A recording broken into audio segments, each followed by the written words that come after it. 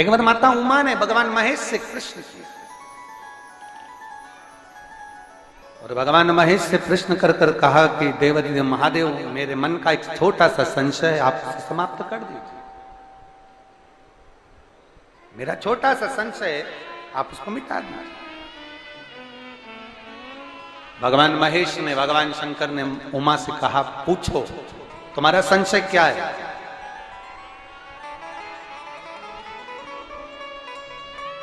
तुम्हारे भीतर का संशय बताओ, संशय है क्या? उमा ने कहा, मृत्यु लोक में जन्म लेने वाला मनुष्य अपने कर्म का भोग भोगता है देवाधिदेव महादेव। अपने कर्म का भोग संसार में जन्म लेने वाला मनुष्य भोगता है।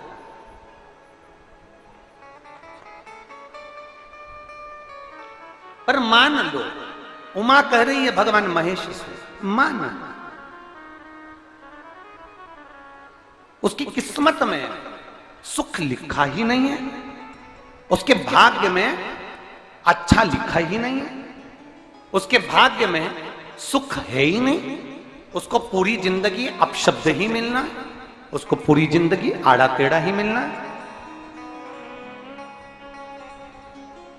उसको पूरी जिंदगी दुख ही, उसको पूरी जिंदगी दुख ही दुख मिलना है। मान लो उसकी किस्मत में तकलीफ ही तकलीफ लिखी है, दुख ही दुख लिखा है, कष्ट ही कष्ट लिखा है, और मानव देह उसको मिली है, तो वो जीव क्या करे? ये माता उमा महेश भगवान से करे, भगवान शिव से। भगवान शंकर कह रहे हैं, पार्वती,